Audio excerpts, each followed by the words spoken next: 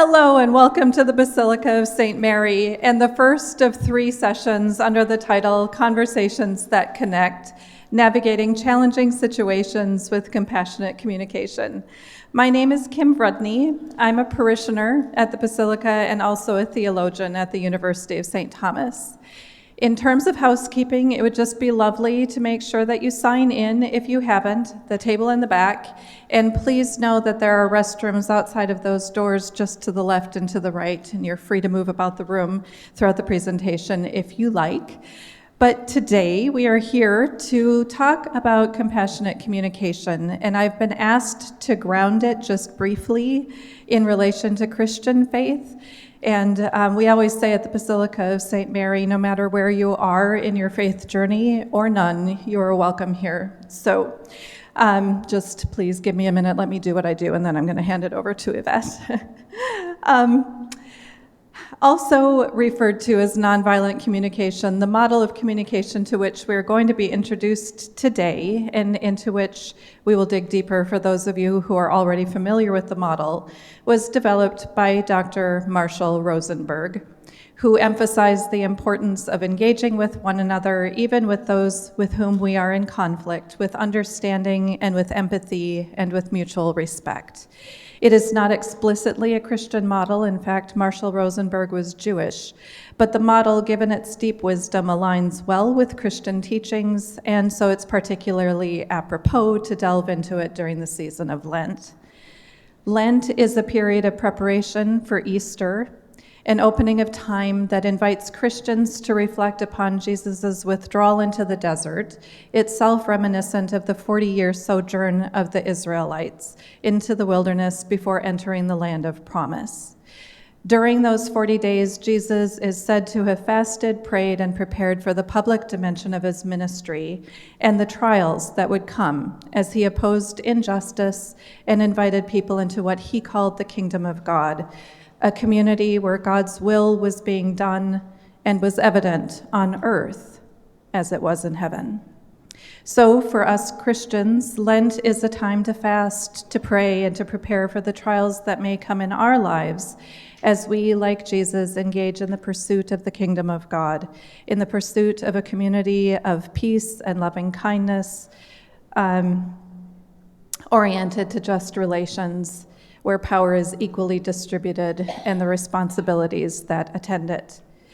In the same way that Lent invites Christians into a deeper relationship of love with God, which is expressed in relationships of love with other people, compassionate communication fosters relationships rooted in empathy, in peace, and in deep listening. It is a model of communication that is attentive to the wounds and the needs of those with whom we are in relation without losing sight of our own wounds and needs when we expose ourselves in relationship with all the risks and responsibilities that relationships inevitably entail. A core aspect of compassionate communication is empathy, the ability to try to enter into the perspective of another human being, to try to resonate with where it is they're coming from, and to try to share in the feelings of that other person. Compassionate communication aims to resolve conflict peacefully by asking us to connect with others at a level that allows for genuine reconciliation and understanding. And finally, compassionate communication encourages people to listen deeply to the needs of others and to respond with kindness and with support, which may elicit acts of service that tend to the wounds and the needs of those with whom we are in relation. In its promotion of empathy, peace, and service, compassionate communication inspires the Christian in the pursuit of peace and reconciliation with both God and with neighbor. Therefore, by practicing compassionate communication, Christians can grow in their faith and in their imitation of Jesus, who, according to Christian faith, is the ultimate expression of compassion and of love. If you are new to compassionate communication, you are in for a treat, for we are most privileged and delighted to have Dr. Yvette Erasmus in the house today, and for the next 2 weeks, next Saturday, March 9th, and again on March 16th. I hope she will tell you more about herself as she introduces us today to the thought of Marshall Rosenberg, as well as to other thinkers with whom she has engaged over the years to produce her unique approach to being human humanely. She holds a Master's of Education in Secondary Education, as well as an MS and doctorate in clinical psychology. We invited Yvette to be with us at the University of St. Thomas last year when more than 300 of our faculty and staff took a 6-week course with her on compassionate communication. We continue to experience the fruits of her work as we grow into a more compassionate community at the university, driven by our love for God, which is finding expression in our care and concern for one another. Would you all please help me welcome Yvette to the Basilica of St. Mary.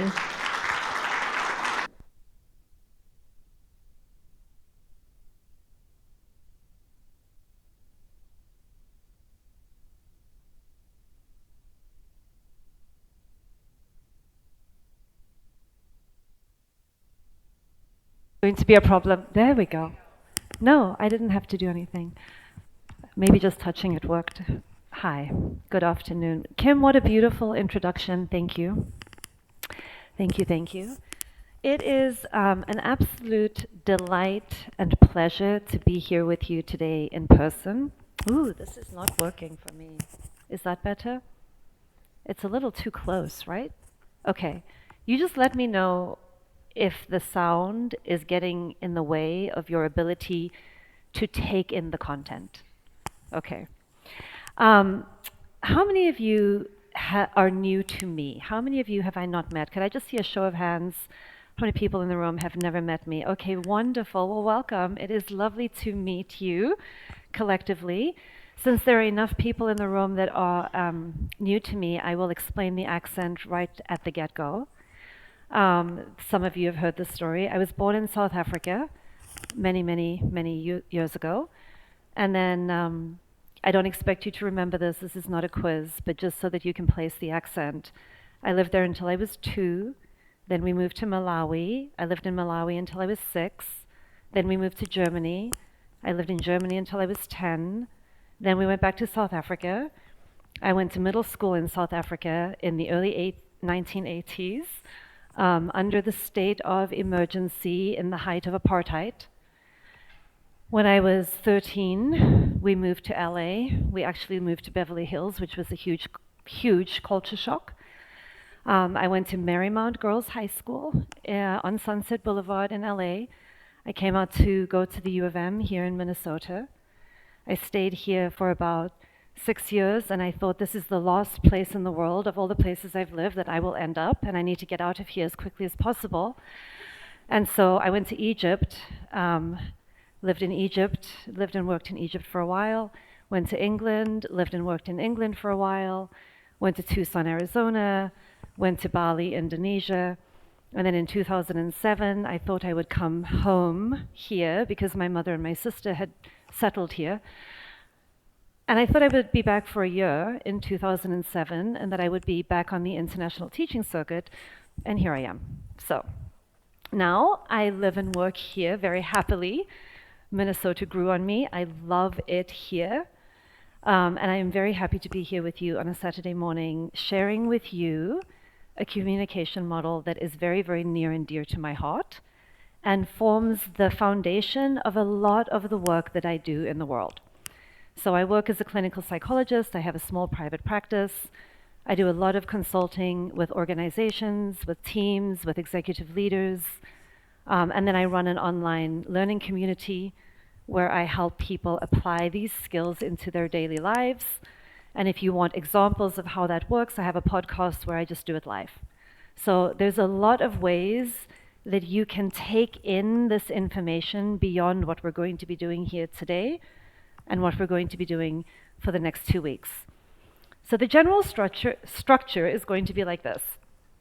Today is heavy on teaching.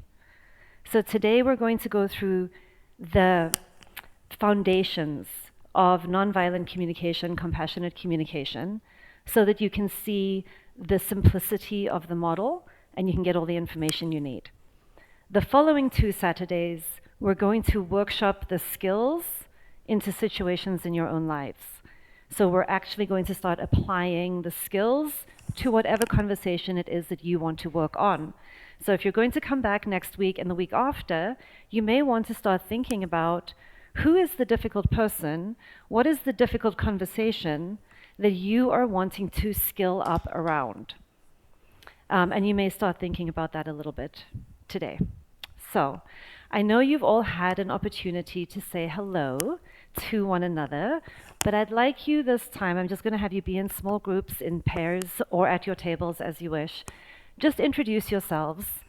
And what brought you to this training today? What are you hoping to get from this training today? I'm just going to give you a few minutes, not very long conversation, and then we're going to start. So just say hello.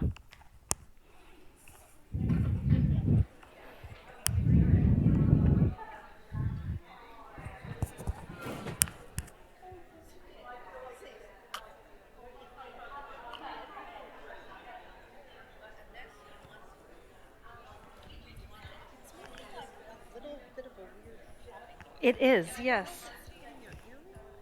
I can take it off. Why don't I do that? Let's do that. Here, I'm going to give you the other one. Then I won't be lopsided. There you go. There we go. Okay, great.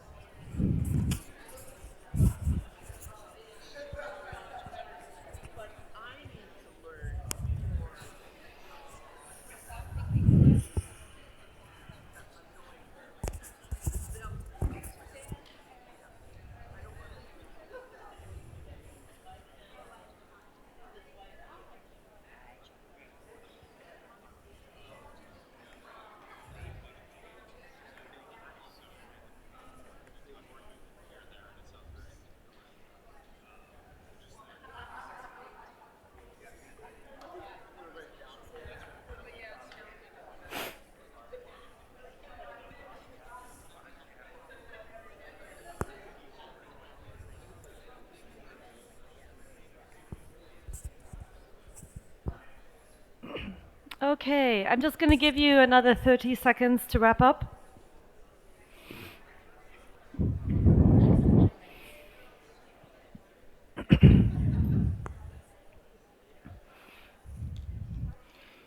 Lovely.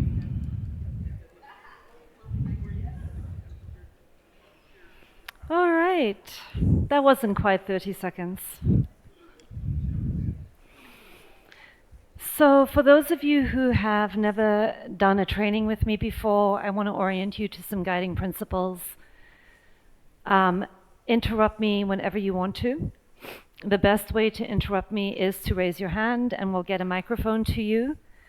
Today's session is recorded so that people who wanted to attend sessions 2 and 3 and wanted to catch up and weren't able to be here today can watch the recording. So we're just going to ask, if you do ask a question, that you wait for the microphone so that everybody can be included and have accessibility to the question. Contradict me, argue with me, challenge me as much as you like. The best way that you can learn these principles is by giving voice to every yes but that you find arising. I have no problem with a lot of yes butting. So please, if you feel like you're like, yes, but what about? Raise your hand. You're going to get more out of the training to the degree that you are actively involved. And if today is a little intimidating and you have next week and you have the following week to do more of that kind of engagement, but that is the best way to learn. A couple of other guiding principles we assume in this room. I'm just going to have you play with this in your mind as we dive in. Because you are the people in the room today, everything that I teach is going to put full responsibility on you to have that conversation that you want to have go better. So the skills that we learn, it doesn't matter if the other person has any of these skills or not. The only person who needs to bring the skillfulness is you. So just assume that. Because as we go through these skills, people will say, yes, but what if they don't say it like that back? Great, I'll show you what to do with that. What if they don't know what they're feeling? Great, I'll show you what to do with that, okay? So really keep your mind on what are the capacities I am developing.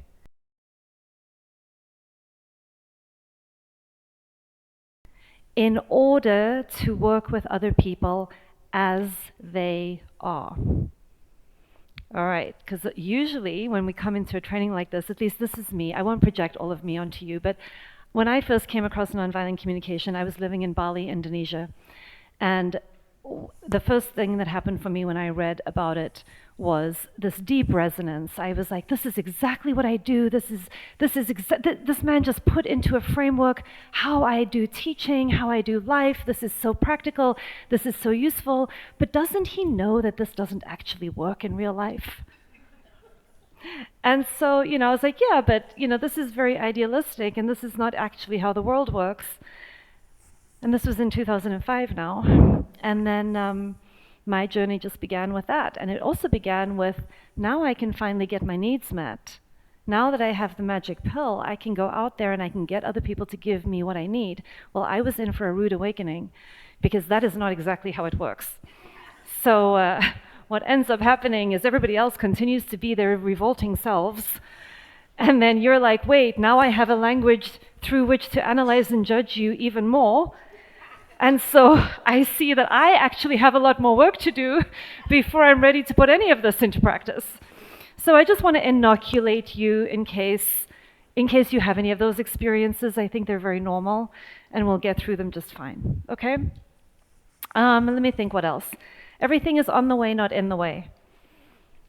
Everything is on the way, not in the way. Whatever somebody brings to you, do not see it as an obstacle, do not see it as a challenge. You're always asking yourself, how can I be in relationship with this? What is it going to take from me to stay in relationship with this? And the very first relationship you're going to develop is a new relationship with yourself. And after you've done about 10 years of practice on yourself, then you can begin dialoguing with others. Got it? Okay. A couple other things. I always make a packet. I will never refer to it. Please do not expect me to go through this packet page by page. This is for your reference. It gives you a nice summary of the things that I will organically teach. And then the Basilica was very kind to allow us to put some blank pages in there so that you have a place for taking notes. That is just your reference. We will use it all 3 sessions, but I'm not going to teach from it, just so you know. Let me think, what else do you need to know? Not very much. We're going to dive right into nonviolent communication. So let's start with a definition of communication. In this model, I'm going to invite you to define communication as your way of being. The way you walk into a room is communicating. When you don't say something, you are communicating. The way that you are listening is a form of communication. So I want to expand your idea of what communication is today from speaking and listening verbally to the ways in which you are speaking and listening with your entire being. That is how we're going to be talking about nonviolent communication and a communication model. What does your nervous system convey during a conversation to the other person? And is it congruent with the words you're trying to use? These are some of the bigger and deeper questions that I'm going to have you paying attention to. The communication model itself is very simple. I can teach it to you in 30 seconds. I want you to speak in neutral observation. I want you to name the feelings that are going on in any conversation. I want you to be able to name the needs that are at play. And I want you to get really good at making a clear request. For those of you who wanted the nonviolent communication part of the training, you can now leave. That is what we're doing, okay? That's it. It's 4 very simple tools, exceedingly difficult to do in real life. And now we're going to walk through it. Good? Any questions? Because I'm about to move and play on this whiteboard. Is there anything anybody wants to ask or say before I dive into actually just putting the framework together for you? We're ready? Okay, we're ready. So, every time that you are about to communicate, communication is the deepest love of my life. I like everything to do with communication, with conversation, with what's happening in the space between 2 humans. This is my favorite thing in the world. Before you open your mouth to say something, the very, very first thing we're going to check in around is, what is my intention? Okay, so the communication starts with having a very, very clear intention. It's been a very long time since I've written on a whiteboard, and my handwriting surprised me for a moment there. Okay, our intention. I'm also not so confident that I remember how to spell things. We're going to keep it very simple today. I'm going to map out for you what you've probably been trained in, and then what it is that we're aiming for, because really we're talking about a pretty massive paradigm shift in our consciousness. So you can do one of 2 things when you open your mouth. Your intention is either to control or to connect. It's that simple.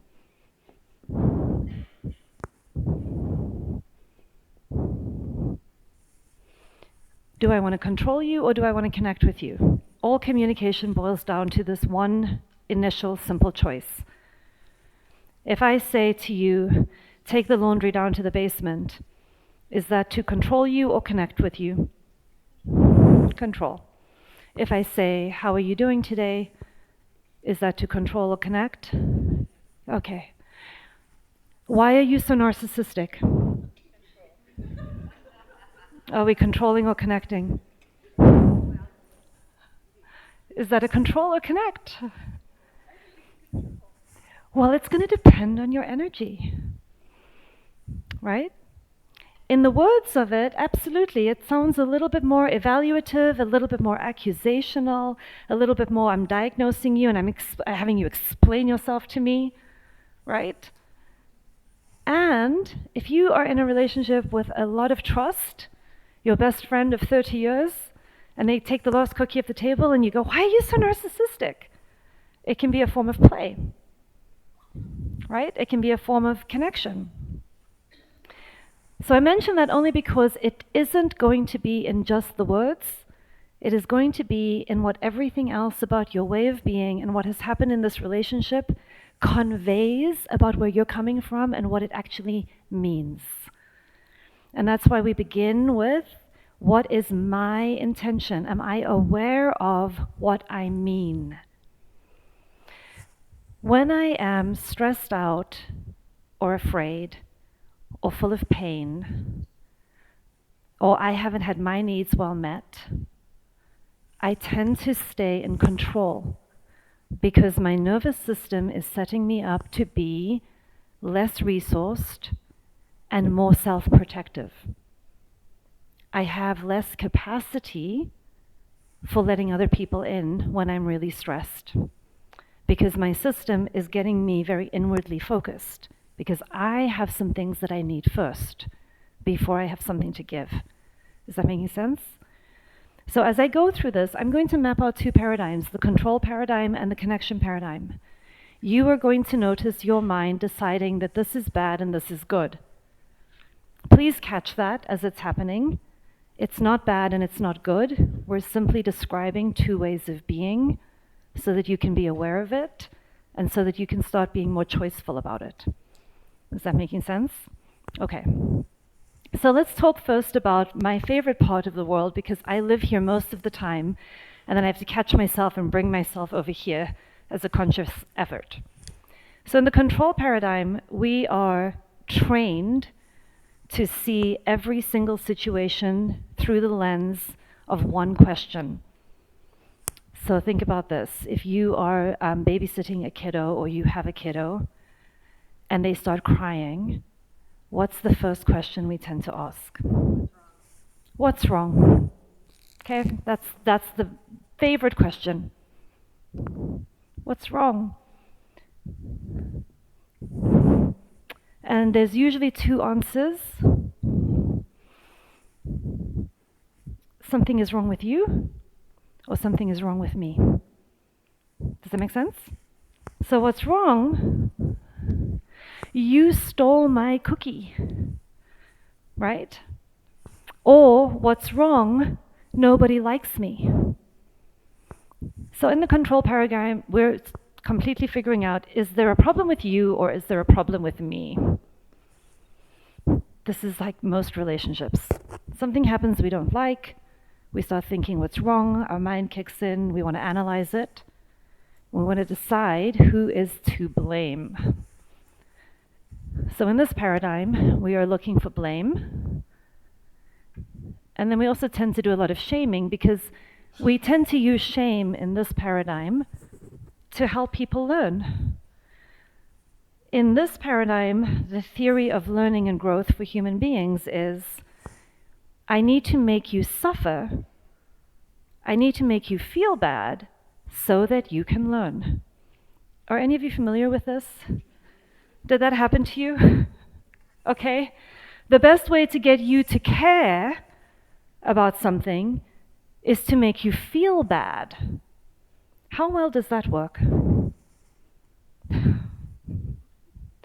When you come down on somebody and you try to make them feel bad for being bad, what do they tend to do? They get defensive. They get defensive. And when they get defensive, that's another way of saying they make moves to protect themselves from harm, which is a completely valid thing that humans get to do. And then we see them protecting themselves, and then what do we say? What is wrong with you? You get so defensive when I'm attacking you. Right? Okay, so in the control paradigm, we're usually framing every situation up through this question: what is wrong? And then we begin a conversation where we're investigating what is wrong with you, what is wrong with me, what is wrong with you, what is wrong with me. And to the degree that I think something is wrong with you, I am going to feel angry. Simple? And I am going to feel self-righteous. So when my focus is on your wrongness, we see an increase in anger, we see an increase in self-righteousness, and we see an increase in force. I'm going to make you pay attention. I'm going to make you be good, whatever good means to me. And the more force I bring to that interaction, what happens in the other person typically? They're going to resist. They're going to resist and resist and resist. And then if we're stronger than they are and we overpower them, they're going to submit. And when they submit, how are they going to feel about that? Yeah, resentful. Have you ever had anyone submit and go, oh, thank God I finally submitted. This is so much better. Thank you. Thank you for being stronger than me. That was such a relief. I no longer have to work so hard. Generally, I don't hear people saying that. So we see an increase. If my focus is on what is wrong with you, force, self-righteousness, anger. If I think something is wrong with me, these are my favorite people. They tend to come to therapy, okay? If something is wrong with me, however, I tend to feel more anxiety. I tend to feel more helplessness. We see an increase in low self-esteem. We see an increase in depression. right? These are the extremes. So if my thinking is full of what's wrong with me, we see a very predictable set of behaviors in a human being.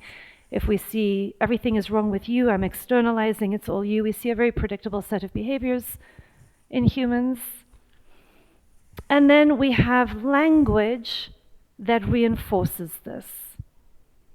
So in this game, we're looking at who's wrong, what is wrong, we're blaming and shaming, and we do that in 4 ways. Now we're just going to go right down into a language model.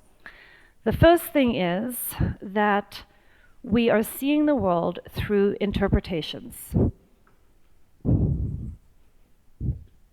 We have interpretations and evaluations. That's what we're aware of.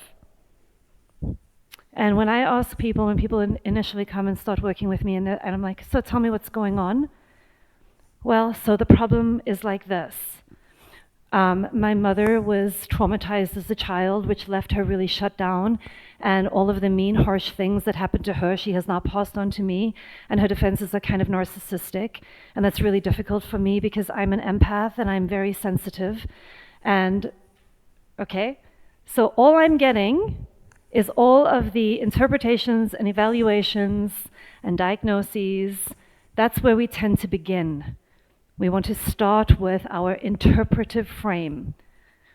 And so one of the first steps we're going to talk about in learning to communicate differently is being able to contain and see what your interpretations are and hold them as an interpretation instead of as a fact.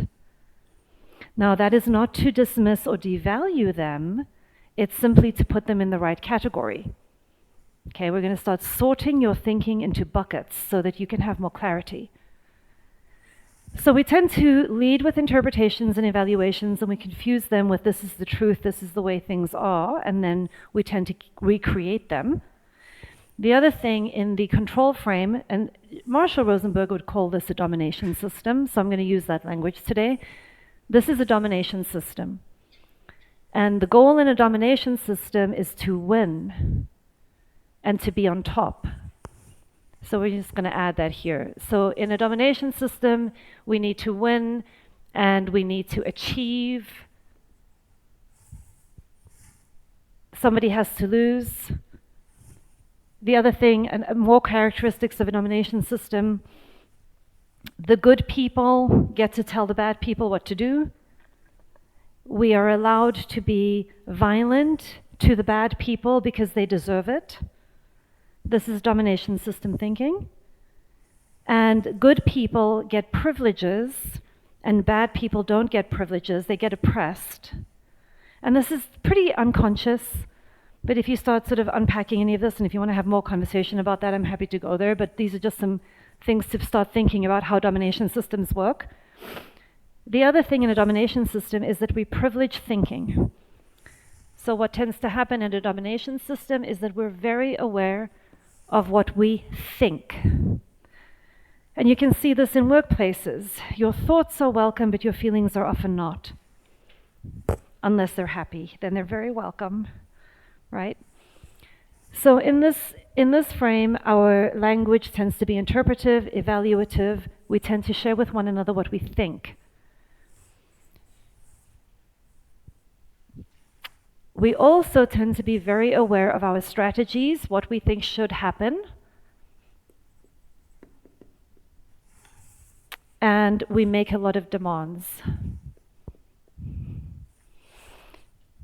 So I'm going to tell you that the problem with you is that you're narcissistic. And here's what I think about that.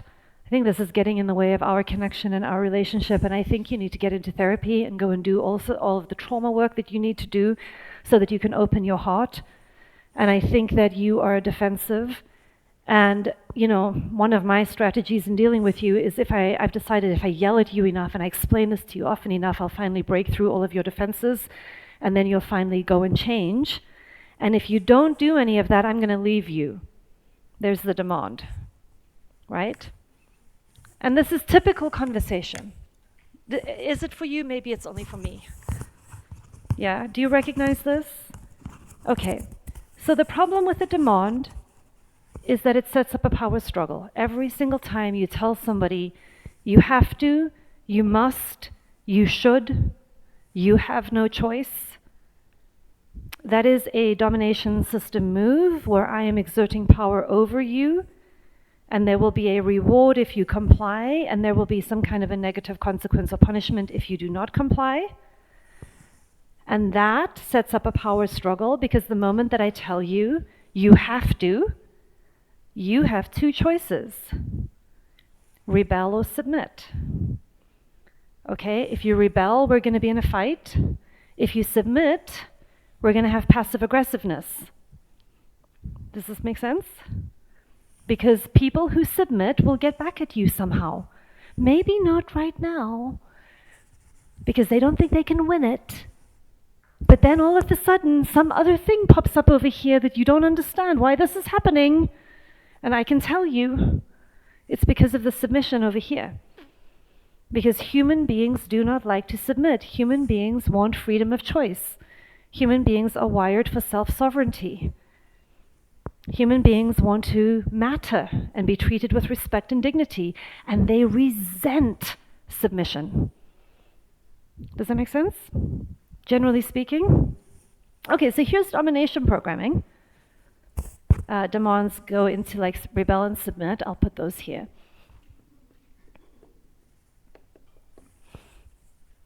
And then there are 4 kinds of language that Marshall would talk about that leads to disconnection. Because domination systems lead to fragmentation and disconnection. Inside of you, in your own psyche, between you and others, within families, in communities, and then we can see worldwide, if we just keep extrapolating, we have more and more war, violence, force, the punitive use of force. And it gets worse and worse because we're actually perpetuating cycles of shame and blame and abuse and violence. Okay, take 5 minutes. How is this content landing on you? What is sitting well? What isn't? What questions are coming up? Turn to the people at your table. Does it resonate? Does it not? What's fitting? What isn't? And then we'll come back and I'll give you the other side.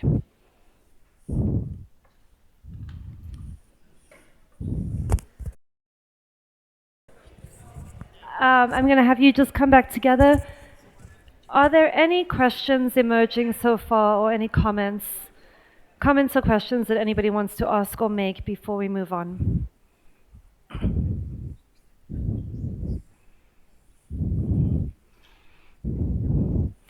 Does anyone have any comments or questions before we move on? Yes. Yes, so thank you. What we were talking about is kids and children, both from the parent relationship and teacher student, and how does this get adjusted for that, or how does this work? Yes, 100%. I have a whole parenting course. It's online for this very question. So in a partnership and a collaborative paradigm, which is what we're moving towards, a nonviolent, compassion-based, relational, whatever language you like, use that. We still use power, but we use power with, not power over and power under. And the frame of parenting is that we are helping our children at different developmental levels, so it gets calibrated for different developmental levels. We're trying to get them intrinsically motivated instead of addicted to approval. And we're trying to get them to do things because they can see how this actually meets their own needs, not because they're afraid of a consequence. Now, along the way, that can get tricky, and that's why I have a whole parenting course on this, because you're changing how you're parenting from developmental stage to developmental stage, and you're also calibrating for the temperament and needs of your particular child. And so you're sort of, if you can imagine those like core balance balls that you stand on in a gym, where you can fall off any direction in a 360, this is like that. This is the psychological equivalent of standing on a balance ball, and you're going to overcorrect all the time while you find your middle all the time. Is there a particular thing about parenting that you have a follow-up question about, or that feels good for now? For now, yeah. And if you're working with parenting examples for the next couple of weeks, if you're back, we can absolutely dive into a lot more nuance. Great. Anything else? Yes. So the depression piece Mm. poked at me. Yeah. And I think I have a tendency to go into shame, Yep. and then I can't handle that, Mm-hmm. so then I go to depression. Mm-hmm. Is that just a matter of being compassionate and Mm-hmm. growing out of it, or? Well, okay, so I love this question. And the answer is going to be a lot more complicated because there are many different kinds of depression. So, yes. Oh, didn't hear the question? Hold it a little closer to your mouth. I guess I don't, oh, I do hear the difference now. Okay, so when she wrote depression up, it poked at me, because I have a tendency to go to shame, and then I don't like that, so then I go to depression. Mm-hmm. And I feel much more comfortable in the depression and trying to work my way through that. So in that situation, depression sounds like an anesthetic against shame. Correct. That's the function of it. So then we're going to see the depression as a strategy that you're using to alleviate your shame. And so the solution in the big picture is learning how to talk about the things that are bringing up shame with an empathic other who can hear the story and say, oh my goodness, I get it, that's just like me. Give you some experience of shared humanity, which is what generally 95% of the time is needed to dissolve shame. Because shame is the experience of thinking that I am uniquely bad and worse than everybody else in the world. And when we begin telling the shame stories about all of the things that we think are completely unacceptable about ourselves, and we're met in community where people say, I love you anyway and I get you, that's what's needed to dissolve shame. It's not a solitary intervention. It's a communal one. That's a relational wound that needs a relational fix. How's that landing? Okay. Yeah. What else? Anything else for now? Yes. Would that be because Right? it's know. most more culturally like accepted? Like, oh, you have depression, not, oh, you have shame. Yeah. Is that part of the cultural experience that we have here? It may be. It depends on, who we're speaking to and what context. I think that's a really helpful hypothesis, yes, and I think that could be true for some people. I don't know if it's true for everyone all the time, but if you look at how mental health has evolved over the last 30 years, it seems pretty normal for most of us to have depression and anxiety, and we can have less shame about that. And it is more difficult to talk about shame. Even the bringing in the word shame can increase the electricity of the room a little bit, So, yeah. Play with it. Like, keep in mind, what I'm able to do in a 2-hour training is paint with very broad strokes and give you some pretty big frameworks, but there's going to be a lot of individual differences and nuances in each of your own lives, and so honor that. Just keep in mind that all we're doing right now is just sort of putting some big pieces on the table to begin playing with. Good? Okay. All right. So then just finishing up this piece, in a domination system, there are 4 kinds of language that really disconnect, and you can start watching for them. Diagnoses. And by diagnoses, Marshall would call these the 4 Ds of disconnection. By a diagnosis, we're really meaning both mental health diagnoses, but also any kind of label or stereotype that subtly dehumanizes someone. So the way that I want you to think about whether it's a diagnosis that disconnects is whether the function of it is dehumanizing in some way. And since parenting came in the room, I'll tell you anything like, Marcia would say something like, any diagnosis that is I like to use narcissist because that is thrown around so commonly everywhere right now, and everybody's like the narcissists are the toxic people, and so this is like one way of dehumanizing. But another dehumanizing label that can be a diagnosis is child. And I'd like you to think about, when I think of somebody as a child, I give myself license to treat them worse very often than I would my neighbor. And often when we think through the realm, the label of child, we give ourselves license and permission to do things we wouldn't do with another adult. And we may want to think about that. Now, some people would see child and they just feel incredible protectiveness, and they feel like, I can treat children so much better, so please trust your own reality about what's true for you. But when we start seeing people through a label, we can have a look at what's going on in the world right now, and I won't name any super controversial things, but when we start saying that you are Jews, therefore we get to exterminate you, or you are Palestinians, and therefore you are now animals, this is a version of diagnosis that dehumanizes and then allows us to be more violent than we would if we saw them as human. So, diagnosis is one. The second concept that we're going to start unpacking is the concept of deserve. Deserve language is inherently violent and disconnecting. And this comes back to this idea that you deserve to suffer because you are bad.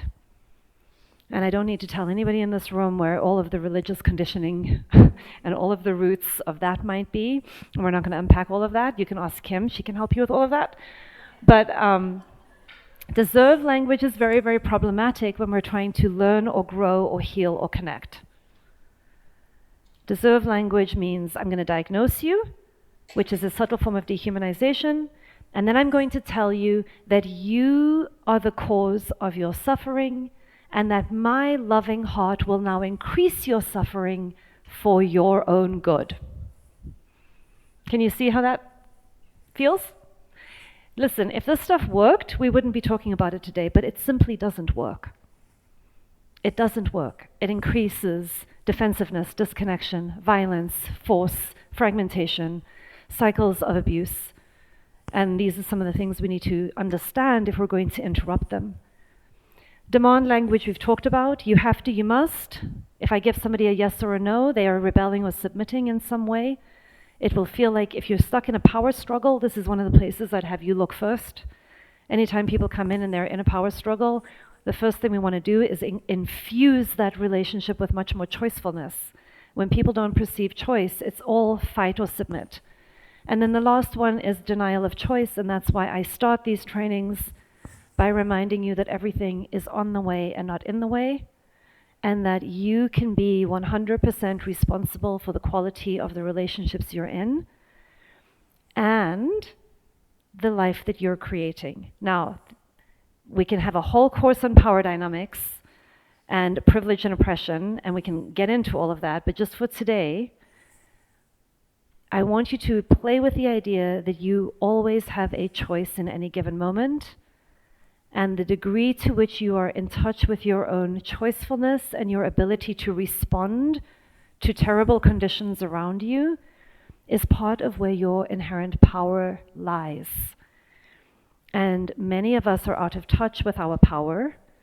Either we're using it in abusive ways, power over and under, or we're afraid of our power and we don't know how to have soft relational power.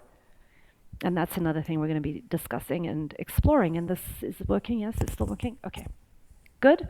So that's domination systems. We're going to leave them behind because this is the world you already know, and likely for many of you, even if you're more enlightened and this doesn't happen in you, you probably have people in your life who do this around you all the time, and you probably find them quite difficult to be around. So we're going to work on helping all of these people over here be more enlightened like you.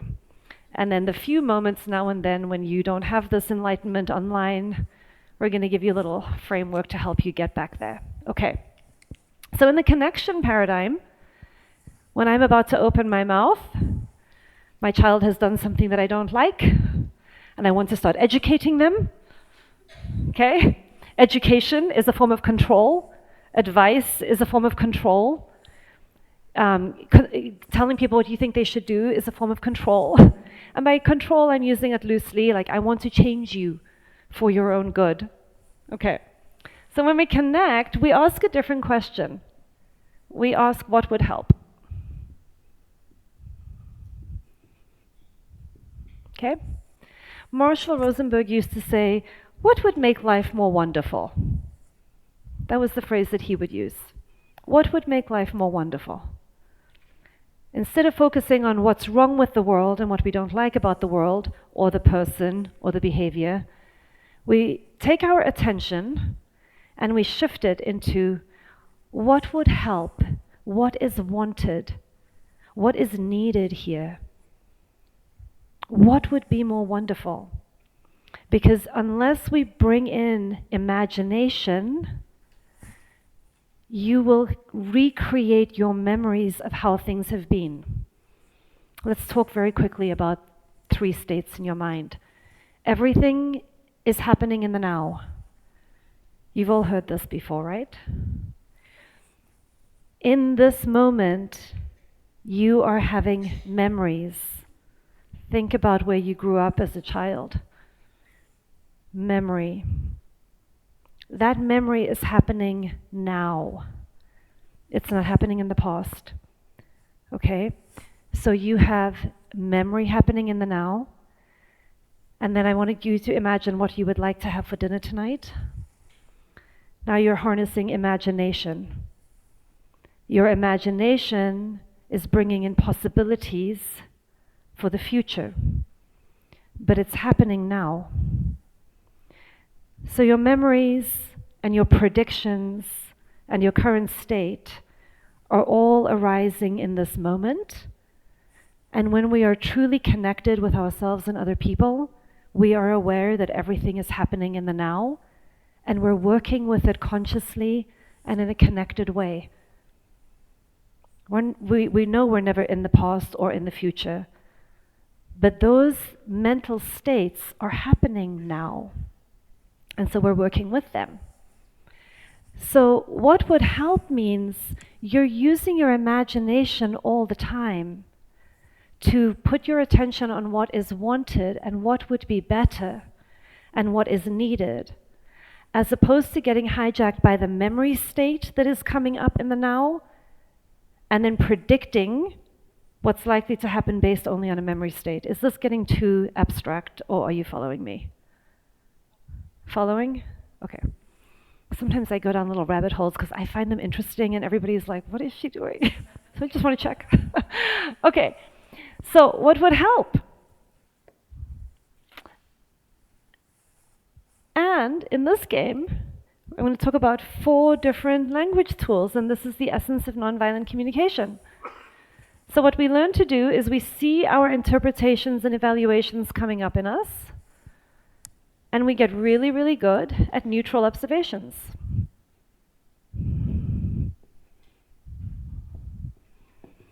Okay?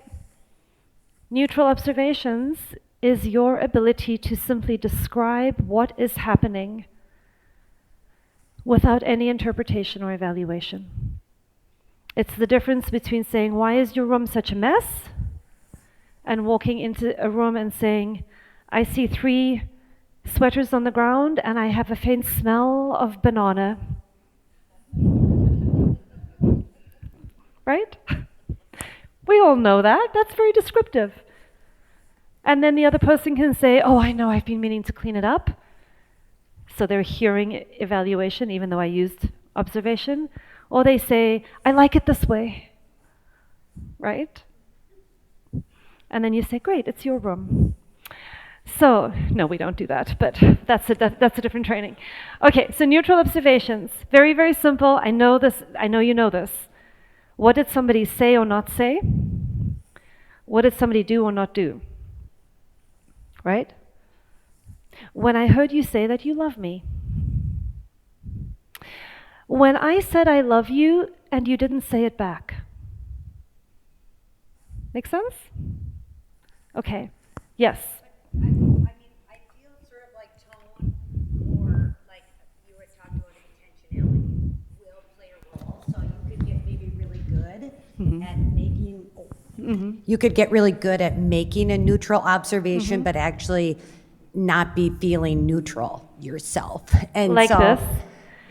So when I said I love you, and you didn't say it back, yeah, or even like I smell banana. You know. beautiful. Yeah, and, absolutely. Like you can tell by the tone. Yeah. That it's not Incongruent. neutral. It's not neutral at all. How to get to the neutral place, I guess. If you're trying to say a neutral observation and you have judgment seeping out of the cells of your body, you're not ready. You're not ready. You're not ready. And in that case, I would say it's much better to be authentic and real than to try and convey something in your words that is not true for the rest of you. That is an act of self-violence. That's saying my natural state and what's real for me is not allowed, therefore I have to perform myself into this better way, this non-violent way that is supposedly healthier, and I have to practice my way into this very inauthentic and awkward and patronizing and condescending way of being because they tell me that that's good. And then that doesn't work in your relationships. So always trust the energy in your body more than the words you're trying to use. And in a case like this, I would say, you're going to use this model to do the inner work, and you do the inner work for a few years before you're ready to do the dialogue work. How's that landing? Okay. Okay. Nonviolent communication begins with inner healing and with making peace with yourself first. You're not going to be able to do it in a dialogue when you are internally conflicted. And you can tell the truth about what's true about you in a very nonviolent way. For example, oh, when I come into the room and I smell this faint thing of banana, I notice myself feeling very curious and wanting some information.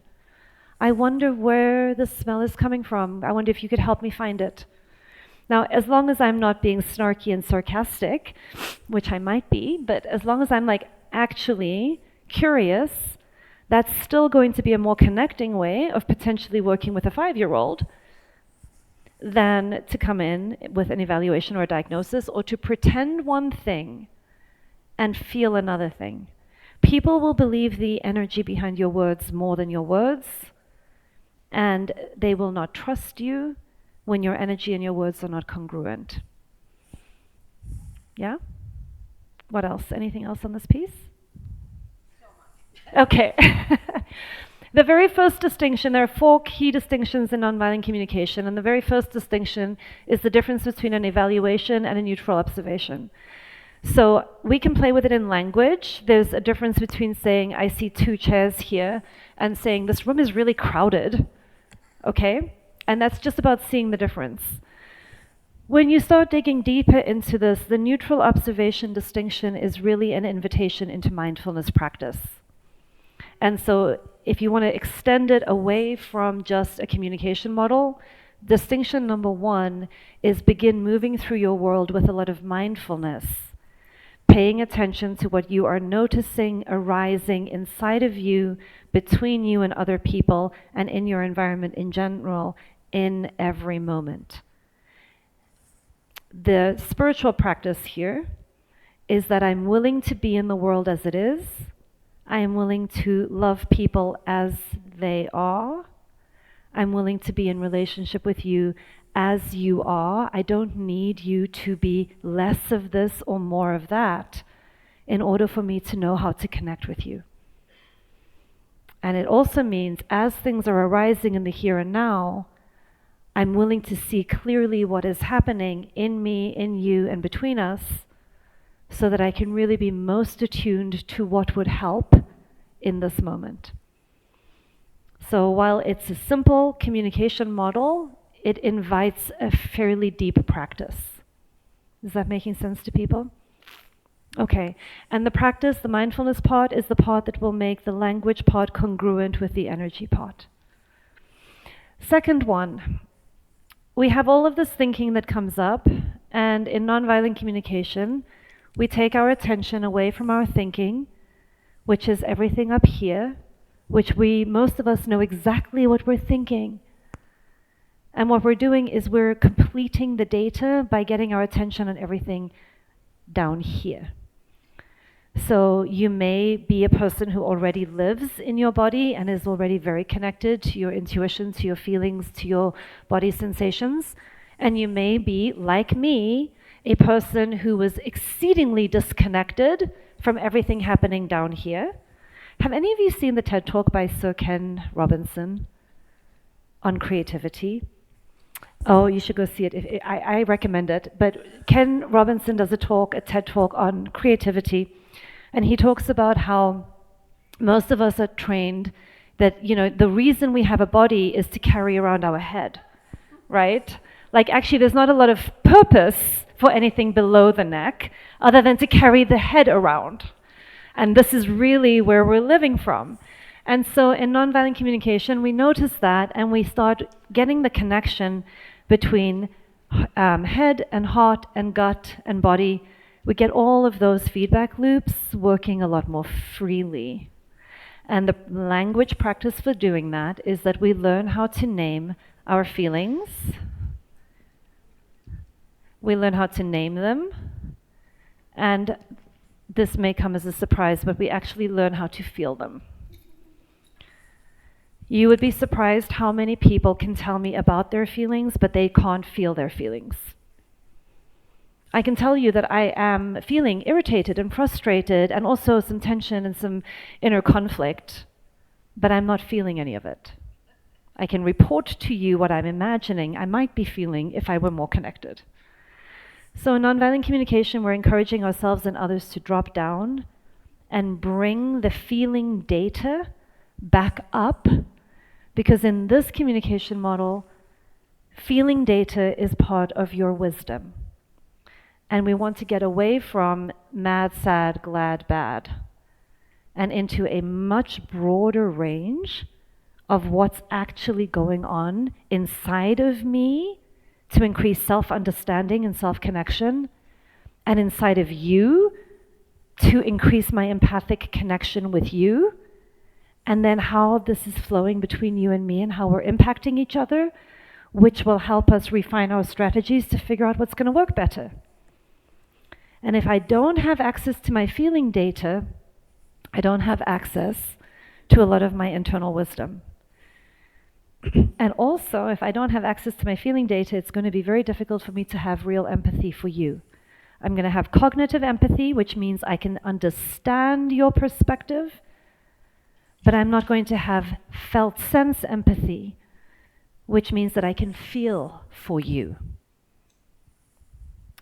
And so nonviolent communication is about learning how to open our hearts again.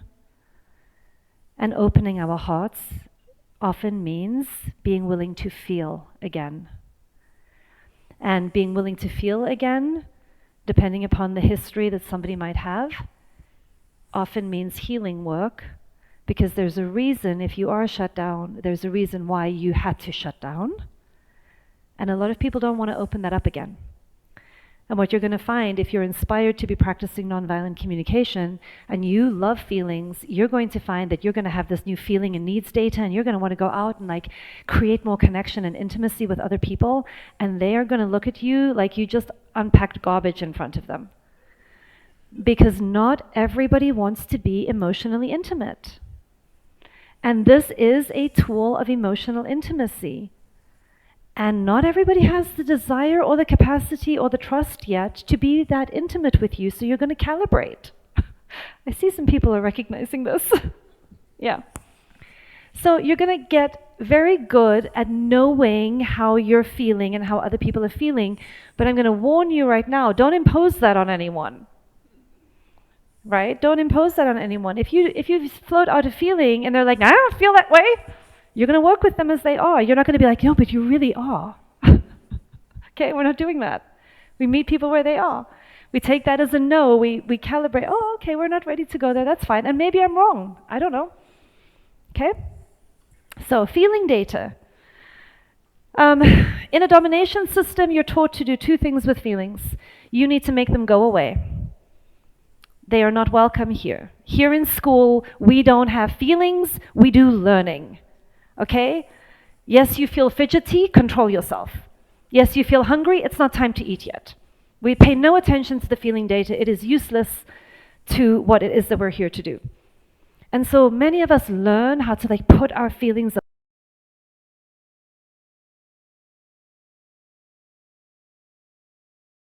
away, and then that gets rewarded because now you know what you're really good at doing, and this is actually a good skill, but it's overdeveloped. You can delay your gratification. Delay of gratification is a good thing. Now, when it moves over to complete repression, suppression, and disconnection, and devaluing of what I'm feeling and needing, that's where it gets problematic, right? So this is where we bring it back on. Finally, so we repress them or we act them out, right? So we push it down, push it down, push it down, push it down, and then eventually we're exhausted, and then we throw it up. Or I can't be angry with you, and so because I want lots of harmony and ease with you, so I'm never gonna be angry with you, but I'm gonna take it out on you. And suddenly you're gonna feel all the anger that actually belongs over here, but it's not safe there, so you're gonna get it, right? So these are some of the things that happen with our feelings. We need to have a healthier relationship with them, which means we track them, we feel them, we name them, we relax into them, and we simply feel them. You don't have to do anything about a feeling. I can't tell you how many times in couples therapy I need to explain that to one or both of the partners. You can really just name it and sit with it, mindfully observe the feeling and let it move through you. You don't really have to do much more about it than that. However, people take it very personally. If you're feeling sad, I must have done something wrong. If you're feeling angry, it must mean there's something wrong with me. No, there isn't. It must be with you. Your perceptions were wrong.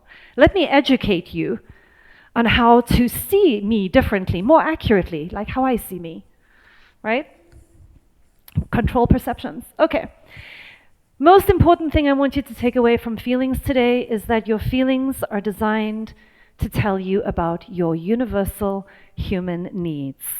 Universal human needs are the absolute core of nonviolent communication.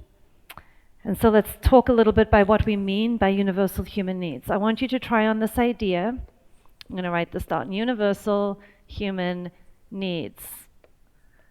All right, this is always a tricky one because the word need comes with a lot of associations that are not positive. If you're needy, is this a good thing? Generally, it's not, right? What are all of the different things that get associated with being needy? Clingy, weak, helpless, high maintenance, codependent. These are all of the associations that come with this idea of having needs. It's shocking, actually, right?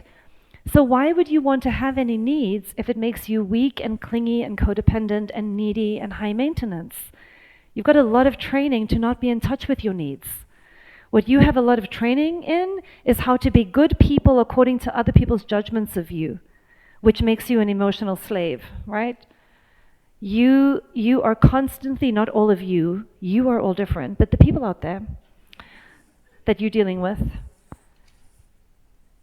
constantly looking for, what do you think about me? Do you have a good judgment of me? My safety is dependent upon you thinking good things about me. This is a form of control that we've internalized. So we start letting go of that. That is called extrinsic motivation.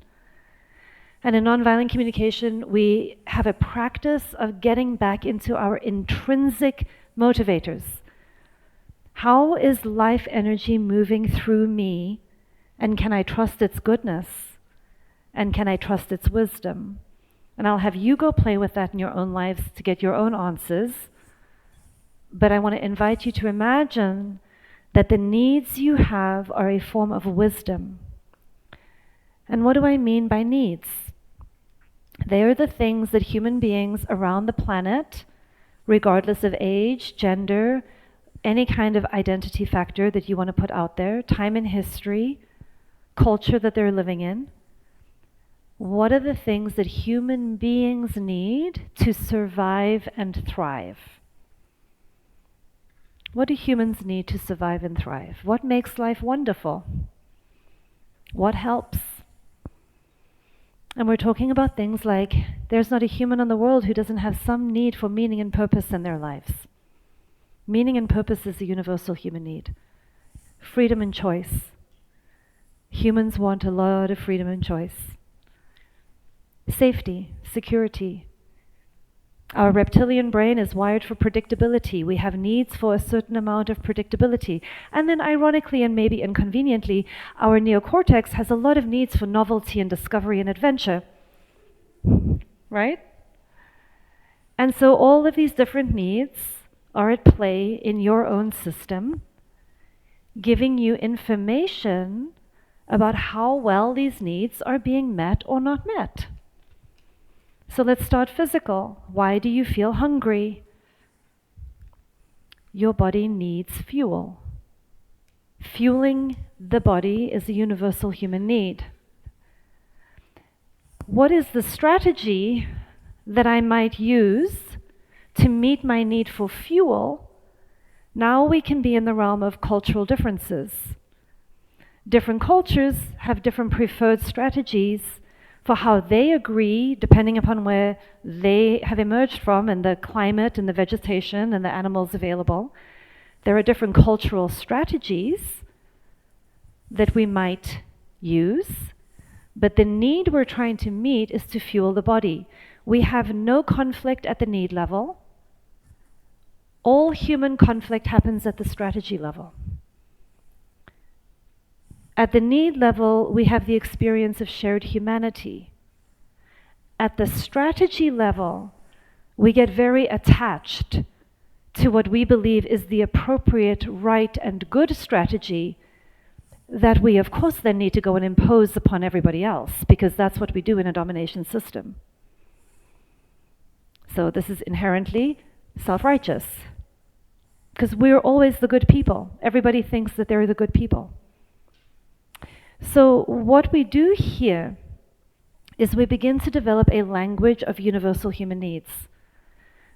Many of us do not have that vocabulary at the ready, and we actually literally need to go and develop it. Okay? And then we begin retraining our brains to make the connection between your feelings and your needs. Your feelings and your needs. I feel hungry. I need fuel. What would make my life more wonderful? Eating something.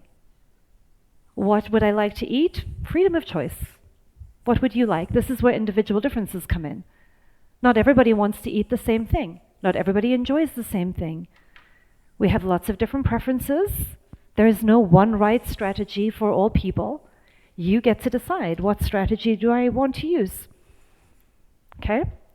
When I meet my body's need for fuel, what happens to my feelings? Hunger goes away. And now I'm thirsty. Okay, so if I'm thirsty, what is the universal human need? Fluid. There are many strategies we can use to meet the universal human need for fluid. We also have lots of judgments about one another's strategies, you may have noticed.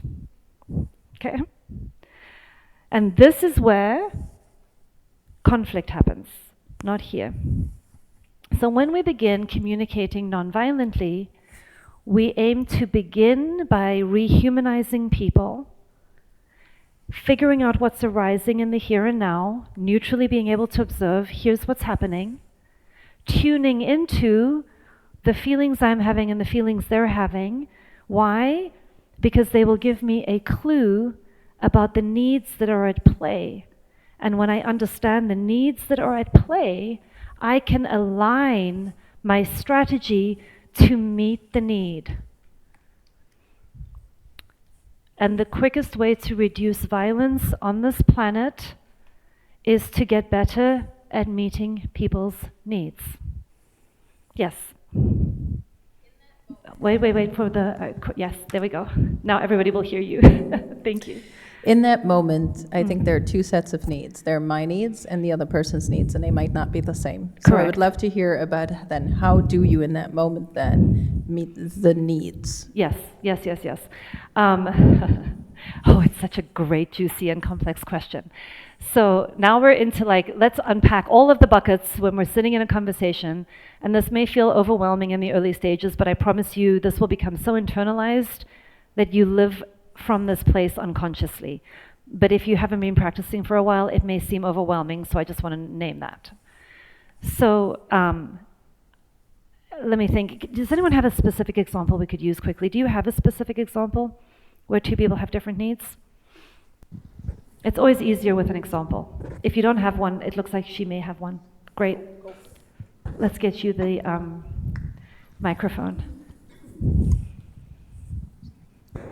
I hope this is like a low stakes but relatable one. We have a family. So in the morning,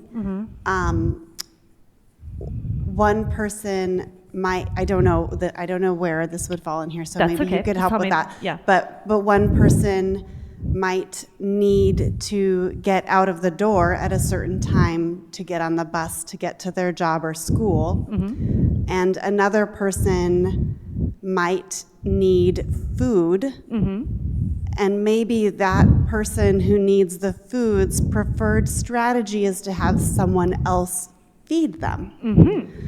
So that's, I'll let you fill in the gaps. And is there a third person in the room trying to manage between these two people? I'm beginning to develop a picture in my mind. Okay. Getting out the door to get on the bus is a strategy to meet a need. If I were able to get out of the door and get on the bus in time, my need for ease might be met. My need for predictability might be met. That's still a strategy. My desire to have you feed me food so that I don't feed myself is a strategy. And I can get curious about what need that might be. Maybe you have a need for attention. Maybe you have a need for nurturing. Maybe you have a need for those are the two that come to mind, right? Okay.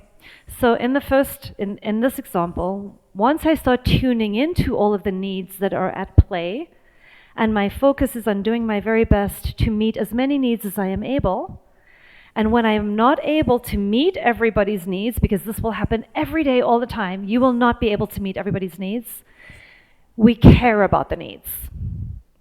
Because when somebody else can't have what they want in this moment, because there aren't enough resources available in the moment, to the degree that I know that you care about my need, even though you can't actually give me the strategy that I prefer, I will have a lot of goodwill and connection.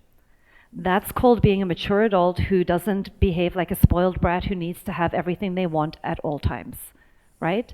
But what we are doing is cultivating a different kind of relational condition wherein the not having a need met is no longer taken personally as there's something wrong with me, or I don't deserve it, or I'm not worthy of it. And instead, a not being able to get a need met is an invitation to live in an interdependent community where we have these resources available and all of us matter, and here's the mission and purpose of what we're going to be doing next. And so I'm going to ask you to come along with me, even though you can't have this right now. You trust that there's a lot of care and goodwill, and you will then have a lot of willingness to work with me. We tend to forget how much people want to work with us when they don't feel like they're being controlled, and when they have a lot of trust that their needs matter. How's that landing as a start to the question? Okay, good enough? Great. Okay, so universal human needs drive everything. Another thought experiment that I'd have you try out is you've never done anything good or bad.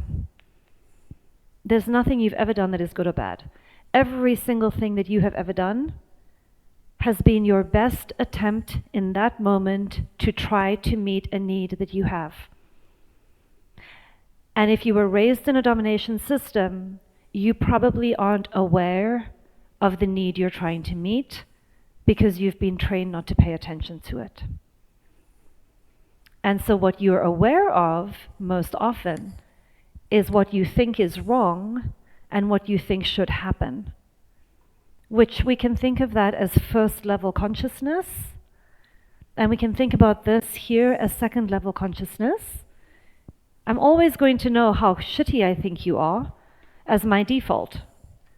And then I learn how to use that default, whatever is arising in me, to walk my way down to, okay, hold on a minute, what's happening right now? What am I feeling? What am I needing?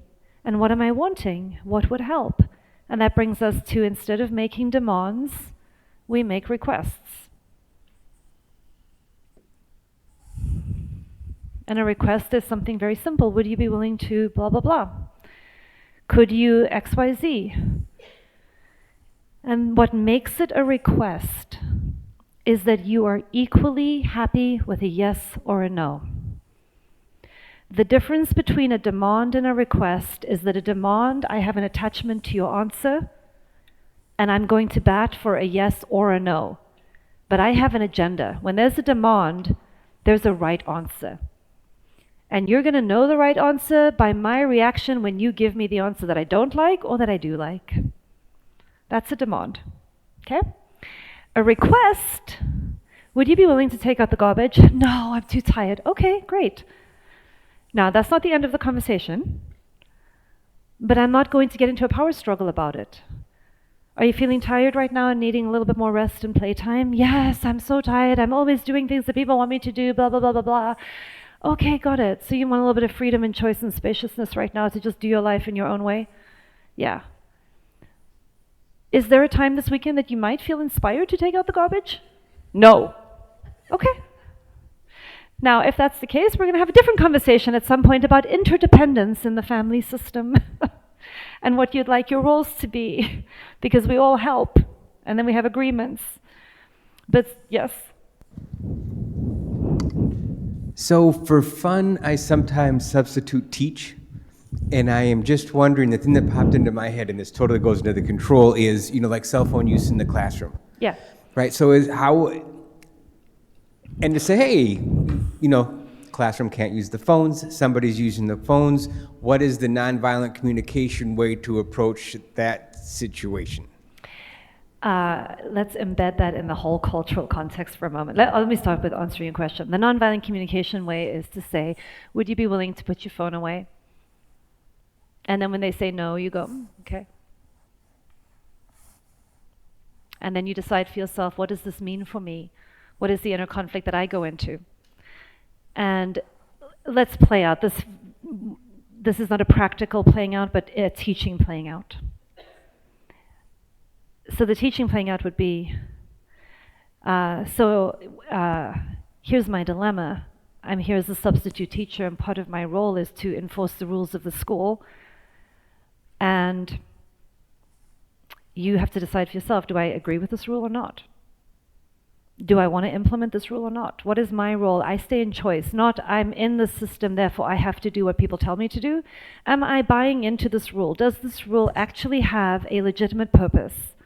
In which case I'm going to have a conversation about the need that is trying to be met through the strategy of the rule that cell phones are not allowed in the classroom. What is the need that that rule is trying to meet? I'm going to have a conversation about the need. So for example, optimal learning happens when we have a lot of presence and attention on the task at hand. So here's my dilemma. We're sitting here having a discussion, and I really would love everybody's attention on this thing. My experience is that the phones kind of get our attention away from it. Are you having that experience too? Do you buy into the idea that we want to be present? Do we want to be present and do this work? Because the root of that problem is not about the power struggle happening at the symptom level over a rule that everybody feels like they just have to be in conflict with one another over.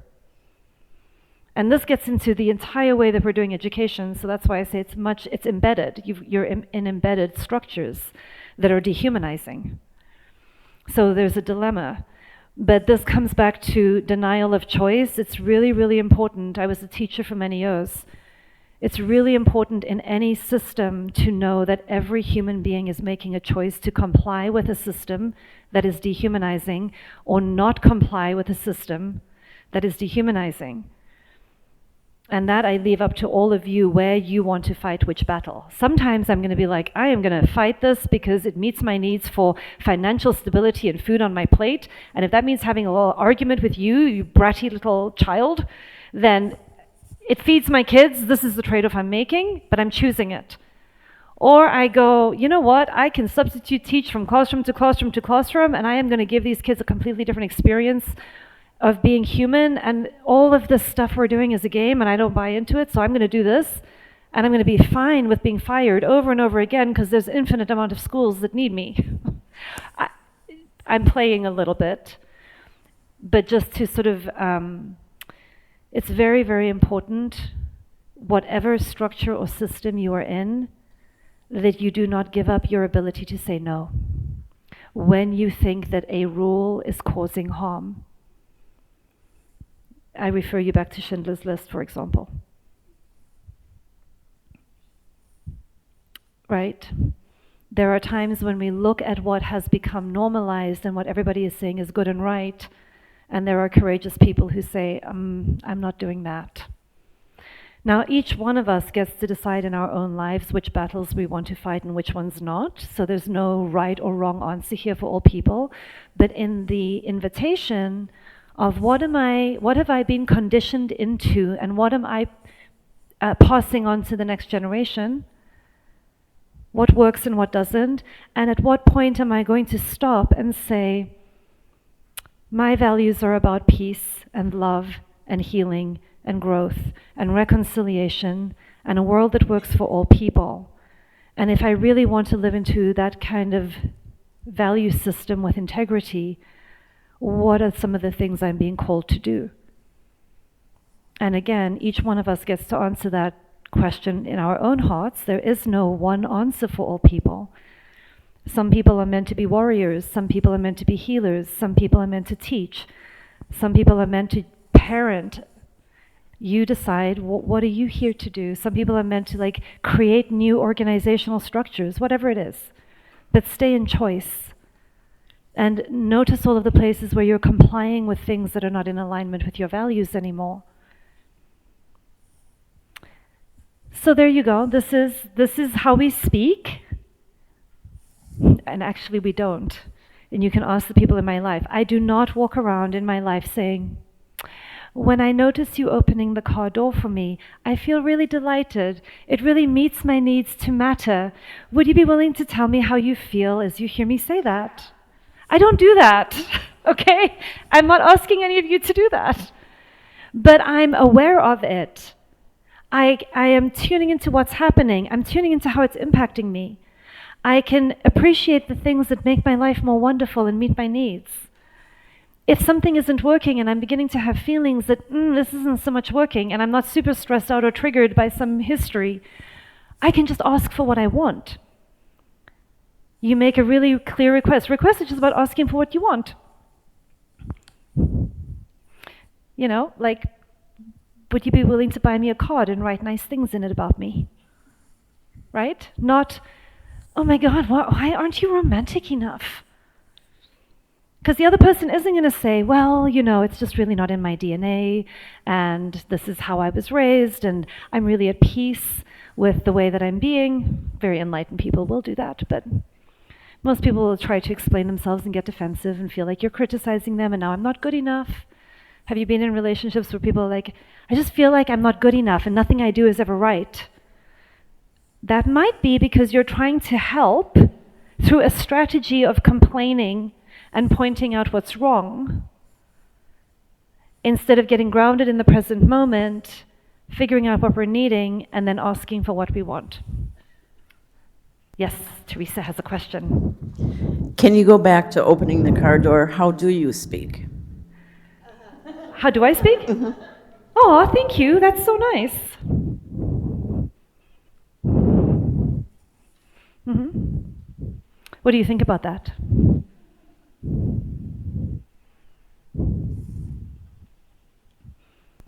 It doesn't seem full enough. Yes, well, if you want a lot more emotional intimacy, okay. full, if you want that to be a more emotionally intimate interaction, you're going to say something like, oh, I just feel all tender and melty when you do nice things for me. Do you like that more? Okay. Yeah. But notice when you do nice things for me, not super observational, because I'm interpreting certain things as nice as opposed to not nice. But if the language I'm using, the other person is agreeing, like if I walked into a room and I said, oh my goodness, this room is such a mess, and my daughter went, oh yes, I know, isn't it great? That's good enough for a neutral observation. So remember, we're not trying to get persnickety about precision, it's about what works in the relationship. So if I go, when you do nice things for me, and we have an agreement, we know what we're talking about, it's good enough. I could just say, when you open the door for me, I love it. I feel tender and melty. I'm not saying, that makes you a very good partner. Unless we're doing it playfully. A lot of this, as you play with it, I really want to invite you to have a lot of playfulness with the process. It's about connection. It's about understanding. It's about empathy. And then we're going to go a little bit, and then I'm going to have you talk for a second. So this is speaking, but this is also how we're listening. So there are 4 ways that you can listen in nonviolent communication. When you're listening through the domination frame, you are hearing blame.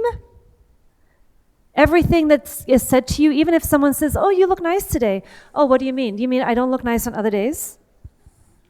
Okay, so when you're listening through a domination frame, you are hearing an attack, a criticism, because you're listening through a fear lens, and then you're doing one of 2 things. You're blaming back, you go into fight mode, or you're blaming yourself, right? So in the domination system, it doesn't matter what you say to me, I am going to take it personally, I am going to take it in the worst possible light, and I'm either going to fight with you or reject you as a result of it. That's what happens in this. Try it out. Right? How does that sound? Who would like to attack me? Or send a criticism my way? Yes, Karen. Really? Your hair is too gray. Okay, fight back. I hear criticism. Oh, there's something wrong with me. Let me find something wrong with you. Okay, let's do it again. Do the same one again.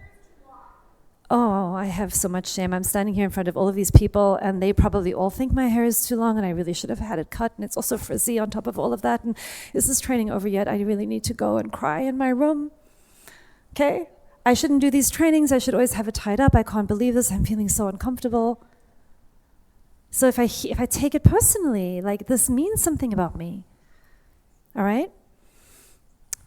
In the nonviolent frame, this is my favorite part of the model.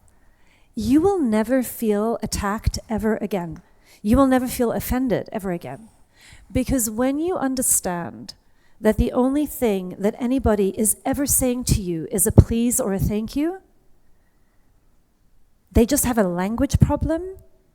The only thing people are ever trying to say is, do you care about this need that I have? Do you care about me? And you can begin hearing it through that lens, understanding that most people go through life so unconsciously, they don't even know what they're doing. And now you are going to arrive and you can help. It's so great. You will understand that the only thing people are ever telling you is about their feelings and their needs. They just don't know how to tell you directly, so they're going to talk to you in code. And your job is to decode the tragic and revolting ways in which they speak to you. But the lovely part of this is you will never feel hurt by things that people tell you anymore.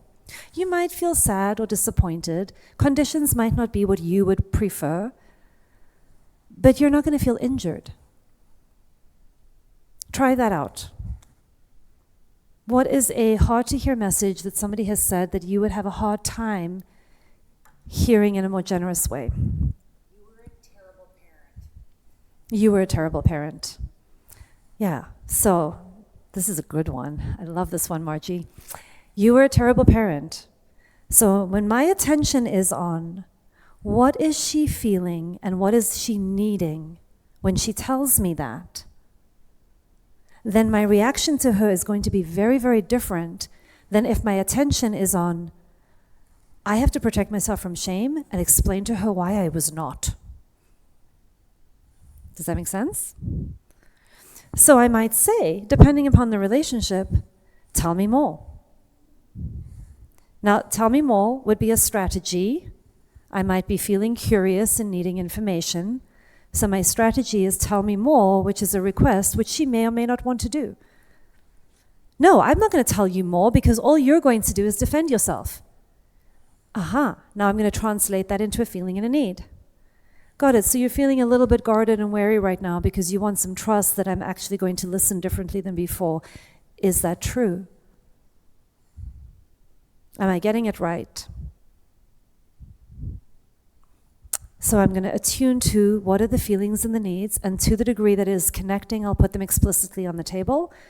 To the degree that it is not connecting, I will speak. Well, this is a good time to tell you about jackals and giraffes.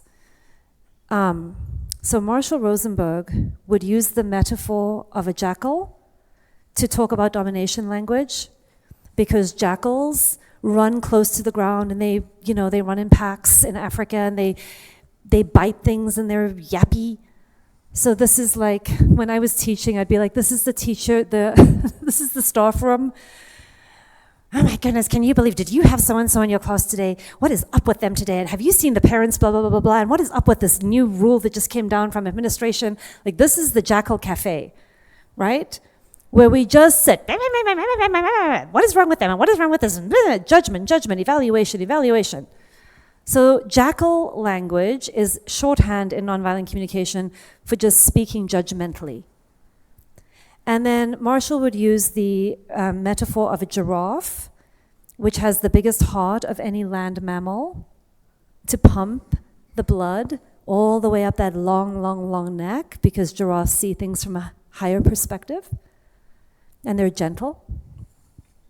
And he would use the metaphor of a giraffe to talk about nonviolent communication. So if you study nonviolent communication more closely, you'll see people talking a lot about jackal language and giraffe language, and sitting in the jackal cafe, or a practice. One of the practices you'll come across is that you let your jackal go for a run, which basically means vent, tell me everything. You don't have to be skillful. Let your jackal go for a run. Just go in here, put it all on the table, and then we'll start working with it. But I bring it up right now because we talk about putting on our giraffe ears. So when I put my giraffe ears on, and Marshall would have these little ears that he'd put on, everything you say, all I'm ever hearing is your feelings and your needs.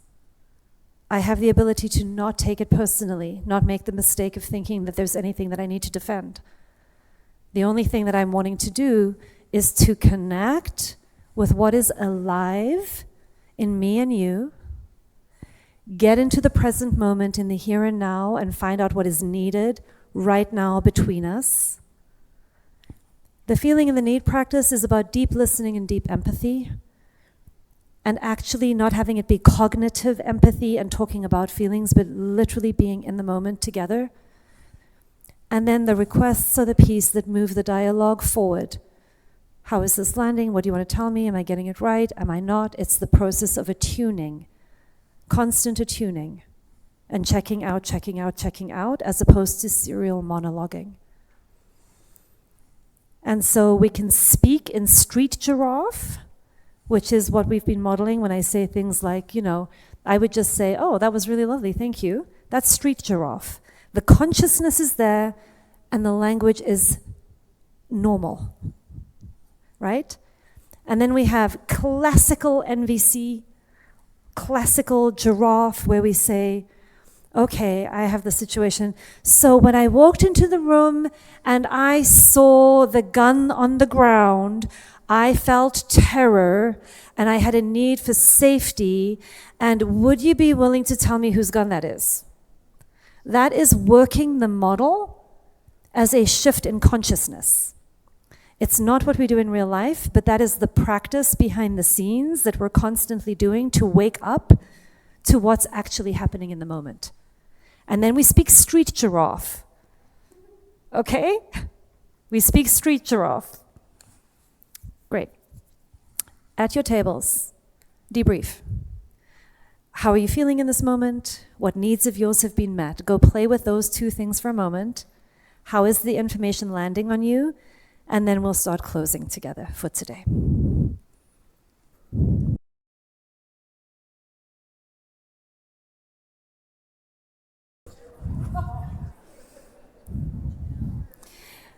Let's come back together.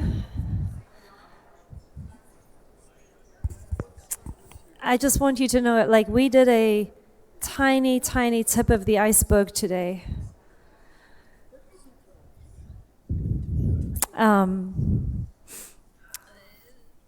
You've got the basics. You've got the roadmap.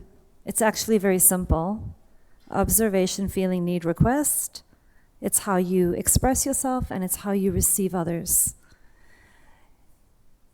For some of you, this will now launch you into the next 30 years of spiritual practice, because living into this model takes a lot of time because there's a lot of unlearning. And this is where having a practice group and having a community of people who are interested in doing this kind of shift in consciousness can be very, very supportive. And if you want a taste of that, that's what we're going to be doing for weeks 2 and 3. I will be doing far less teaching because now we're all on the same page. And we will be doing much more scripting, working with situations, unpacking. Where does it get stuck? What new options can we find for you? What is the next move? Is it internal work? Is it dialogue work? Where are you in the process?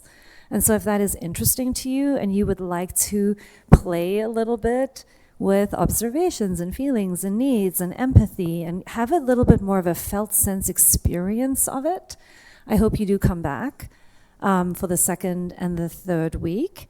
We will also more likely be sitting, less note-taking and more being in conversation. So some people like that more, some people like that less. So I like to just let you know what you're getting yourselves into.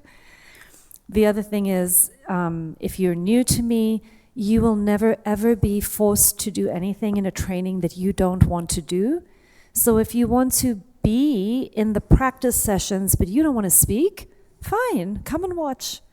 Okay, so you can always show up in whatever way works best for you. With that, I would really love to hear from a wide variety of you, if you're willing. What have you learned today that has been helpful? How is the content landing on you? What are you taking away with you today? And that's what I just love to hear from anybody. Every time I hear you speak, I think of something I can and will do differently. Same today. I have a nephew who's recovering from drug addiction, and it's easy for me to, kind of try to be a teacher to him and all that. And so my next conversation with him is going to be more collaborative. Yep, I love that. Yeah. Connection before correction. Yes. Empathy before education. Mm-hmm. Before is not the same as instead of. Before is not the same of instead of. It's not the same as instead of. There will be a point where somebody wants the education, where somebody wants the strategy, where somebody wants to know what you think. This is about waiting until they invite it. Yes. Yeah. Thank you. You're welcome.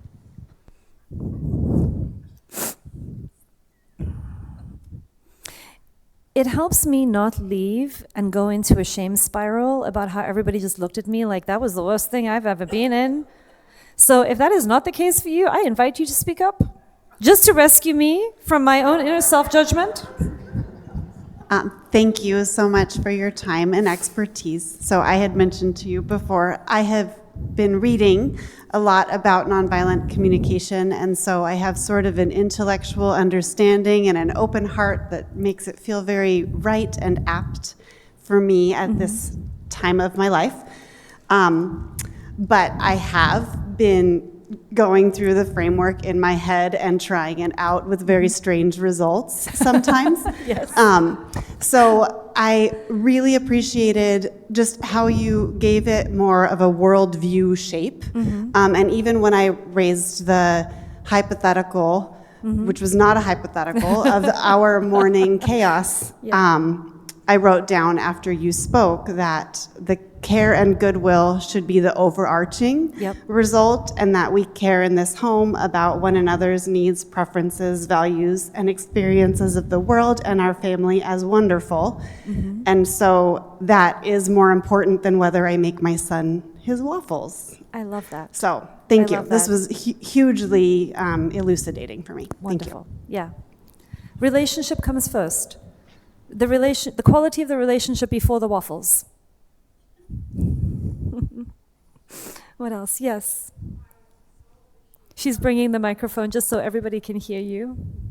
They want to hear. Thank you. I really appreciate your emphasis that it takes time. Yes. And that I don't have a tape recorder behind me so that I can't go back and repeat what I said and change it at the moment. Yeah. But I end up in a situation where it makes me reflect on what I said and how I said it. And maybe the next time I'll do it differently. Yeah. Thank I you. love that. Yes. It does take time. I mean, self-compassion practice is foundational, because if we wake up and then we just have another thing to judge ourselves about, it's going to be very painful learning. And if you can wake up and go, oh, that's that crazy human thing that I do like everybody else is doing, and I'm going to start up-leveling, that can just be a much more gentle way to just work with yourself. We've inherited a lot of bad habits. They're going to be our default, so relax into that. Doesn't make any of us bad people. And, you know, it's the old adage, when we know better, we can intend to do better. And then 3 years later, our good intentions, maybe we start to do better, you know, but that's the process. Thank you for bringing that in. Yeah. I just like the positiveness of this, and that even I can't remember what you said, if somebody says something totally negative and terrible, that you can stop and think, and maybe you're not able to respond to it very well at that time, but at least we can think differently about it. Yes. And tell ourselves something differently about it, and not end up being shamed and blamed, and what are some of those other negative things, depression. So thank you so much for this new way of looking at things. Oh, I'm glad that was useful. Yes, thank you. Thank you. It is about seeing the goodness in you and the goodness in everybody else, and understanding that the things that we find difficult to hear from one another are usually an expression of somebody's pain or an expression of somebody's unawareness. And if they're feeling pain, they need empathy. And if they're unaware, they need awareness raising. And you want the awareness raising to be so soft and gentle and proactive that they enjoy waking up. But the default is that we raise people's awareness with so much shame and blame that they resist any kind of waking up, because what they find is so much shame that they can't tolerate it, so then they stay defended. And so one of the things that we're doing with a model like this is we're making it enjoyable to wake up, as opposed to a process of, oh my goodness, now I know how terrible and awful I am and everything that is wrong with me. It's more like, now I understand how I work, and with that information, I can start doing things that are more in alignment with my heart and with my values and with what I'm actually wanting. And I'm no longer just a product of my conditioning. I'm actually now a loving, creative force. And I'm going to do it very, very, very imperfectly. And that is going to be the seat of my empathy with all other people who also get to do it really, really imperfectly. And then we just kind of hold hands and we walk each other home. So thank you very, very much for being here with me today. It's lovely to meet new people, see old people, and I hope to see you back next Saturday. And thank you so much, Yvette. I would just like to quickly say we are recording this session. We will send out the recording, so if you want to listen to it again before next week, or if you want to just keep learning, and then we'll gather again next week at this time. Blessings and peace to you all. Thank you.